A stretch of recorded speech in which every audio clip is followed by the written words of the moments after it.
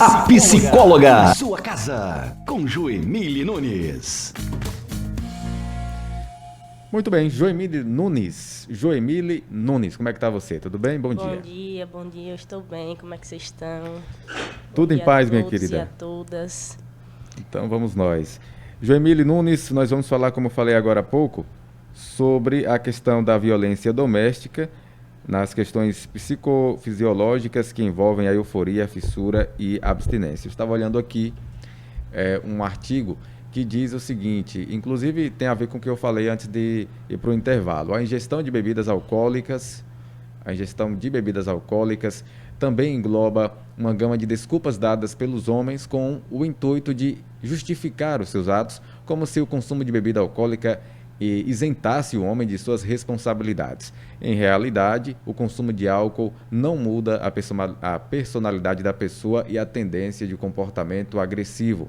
A culpa é da pessoa e não do álcool. Você concorda? Então, a gente precisa deixar bem marcado, né, que o álcool não causa a agressão, nem a agressividade, né? Então, o álcool, ele diminui as inibições, né? Ele diminui aqueles receios sociais que a gente tem. Então, quando o sujeito está alcoolizado, ele é capaz de fazer coisas que sóbrio ele não faria. Mas a agressividade, a raiva, a frustração e outros fatores que podem despertar essa agressividade já estavam presentes no corpo desse sujeito, né? O que o álcool faz é facilitar a ação, uma vez que diminui o receio, né? Que diminui esse contato com as normas sociais, né? A pessoa, de alguma maneira, perde um pouco os receios em relação às normas sociais, né? Quando a gente sabe que ninguém pode bater em ninguém, que, né, um marido não pode bater em sua esposa, não deve ser grosseiro. Então, quando ele está sóbrio, ele consegue se controlar. Certo. Mas quando o álcool está no corpo, nem sempre ele vai conseguir se controlar. Então cai por terra aquela tese, aquela história de dizer que ele tomou algumas cachaças, estava embriagado ou com sangue quente. Gostam de dizer isso também, né? Ele estava com sangue quente porque tomou umas cachaças. Uhum. Então, não tem nada a ver, né? Aí já, como você já falou aqui, e o próprio artigo que eu li agora há pouco, diz que a culpa é da pessoa e não do álcool. Então, o álcool apenas deixa a pessoa com menos receio, como você disse, mas a personalidade, ela não muda, né? Exato, né? Sóbrio, ele consegue conter esses impulsos. E o álcool torna a pessoa mais impulsiva, né? O álcool diminui a capacidade da pessoa de impor, de controlar esse ímpeto agressivo, né? Uhum. Certo. E a mulher nesse contexto, né? A minha pergunta desde o início que eu estava pensando é como colocar a mulher nessa história? Porque o homem está enfrentando um problema, né, de alcoolismo, precisa lutar contra esse problema. E qual é o conselho para a mulher que está vivendo com esse homem? Uhum. Então, a mulher, ela deve buscar apoio psicológico e social, né? Existem grupos, né, que podem acolher companheiras e familiares de pessoas que sofrem do alcoolismo, né? Lembrando, semana passada a gente caracterizou um pouco o alcoolismo. O alcoolismo é uma doença, né, relacionada à dependência do uso do álcool que cria, né, essa dependência química. Tem uma série de efeitos no cérebro que causam dependência, né, e que fazem com que o álcool, o consumo de álcool traga prejuízos sociais, financeiros, relacionais, laborais para esse sujeito. Então, é caracterizado como doença, uma vez que traz prejuízos decorrentes dessa dependência. Muito bem. Quando o homem descobre que a mulher tem um amante, ele perdeu a cabeça e agrediu, por exemplo, isso parte de quê? Repita, por favor. Digamos, quando o homem descobre que a mulher tem um amante e perdeu a cabeça, por exemplo, e agrediu, isso tem o que a ver com o nosso tema que estamos debatendo hoje? Por exemplo, ele fica nervoso, perde a cabeça e começa a agredi-la e a convivência começa a ficar realmente uma situação indesejada. Que decisão a mulher deve tomar, por exemplo? Aí você está questionando em relação ao álcool associado a essa Sim. violência ou não? Sim, as duas coisas juntas. Então, a gente precisa falar sobre machismo, né? A nossa sociedade, ela é estruturada no machismo. E uma das questões relacionadas ao machismo é a dificuldade do homem de lidar com as suas frustrações, né? Historicamente, os homens são colocados num lugar de dominação, né, nas suas relações. Então, quando ele é frustrado, né, ou quando essa dominação ela é, digamos assim, prejudicada, né, ela é atingida de alguma maneira, o homem tende a ter reações agressivas, tendo em vista a maneira como ele aprendeu que um homem se comporta, né? E o álcool faz com que esse comportamento seja facilitado, como a gente disse, né? O álcool age no cérebro, diminuindo essa capacidade crítica, essa capacidade de conter o impulso, de pensar duas vezes, de respirar fundo. Então, a pessoa tende a agir imediatamente em função desses fatores aí, que pode ser a raiva, a frustração, o medo, né? Se sentir ameaçado de alguma forma, de ter sido atingido na sua honra, né, masculina, tudo isso. Antes de Romário continuar, lembrando, Gemílio, que essa desculpa. conversa é sobre o que o homem faz, não sobre o que a mulher fez.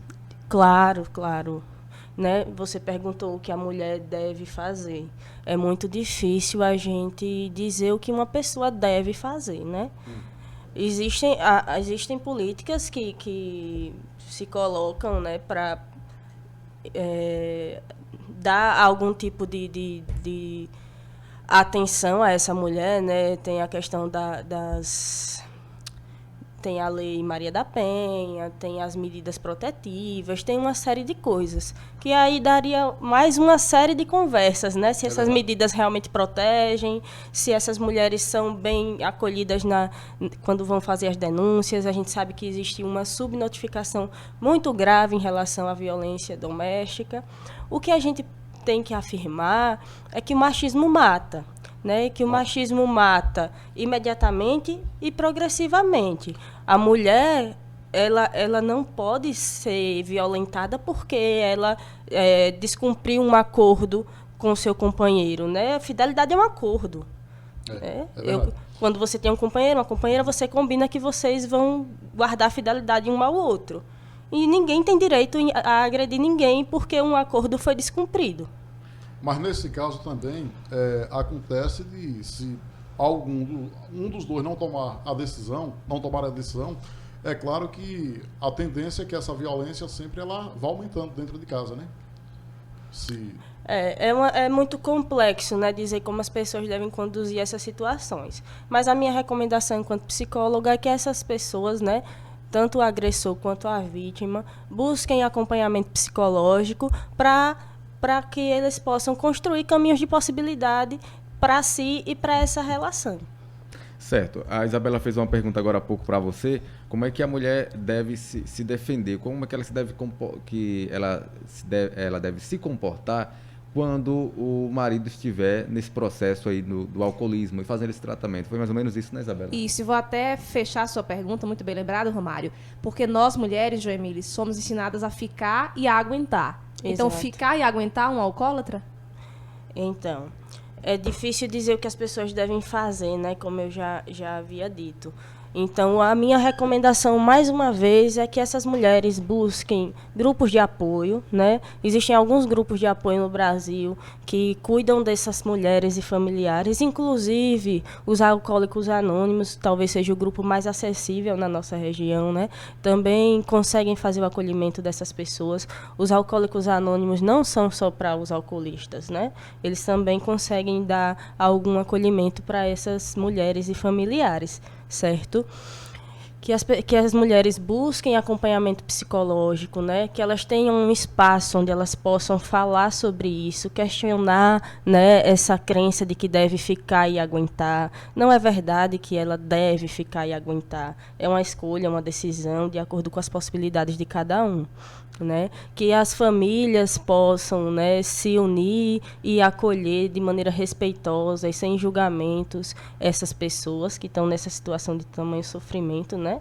Então, que os pais e mães, filhos e comunidade, né, vizinhos, amigos, possam dar suporte emocional para essas mulheres também, sem julgamento, né?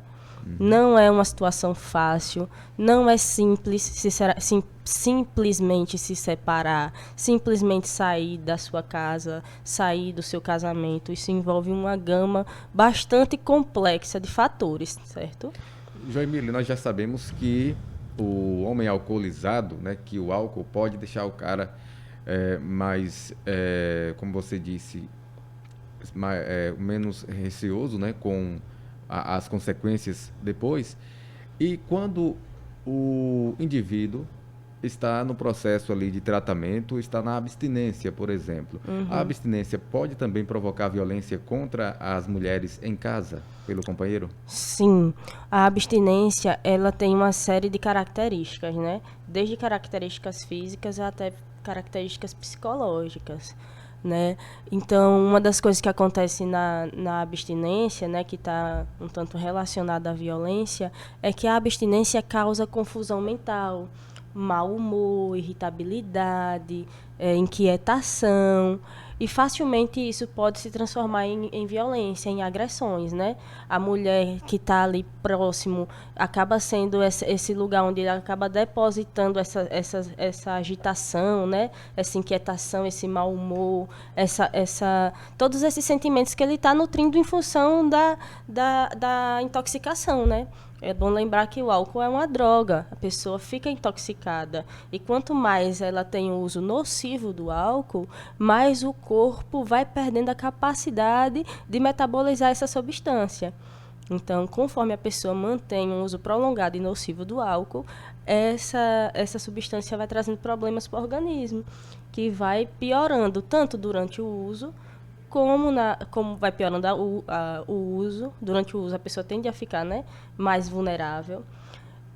As ressacas tendem a ser piores e a abstinência tende a ser mais grave também, podendo chegar até a convulsões, delírios, né, que a gente chama de alucinações, né? A pessoa pode ver bichos, pode ver coisas estranhas, ter uma má interpretação de determinadas situações. E isso pode, sim, levar à violência. E só lembrando para o pessoal de casa, gente, a abstinência é quando quando o indivíduo não está sob o efeito da droga. No caso aqui, o álcool, né? Para a pessoa em casa entender melhor. Outra coisa que é muito comum também na abstinência é que o sujeito que é dependente químico do álcool, né, que já está irritado em função da intoxicação, fica irritado a família tende a tentar fazer com que ele não tenha acesso ao álcool, né? Então, não saia não vá não beba não, você bebe todo dia, você fica assim, fica aquilo. Então, isso vai gerando incômodos que podem disparar essa agressividade também. Pronto, eu já passo para os meninos, mas já para pegar esse gancho, qual o papel da família nesse processo de recuperação?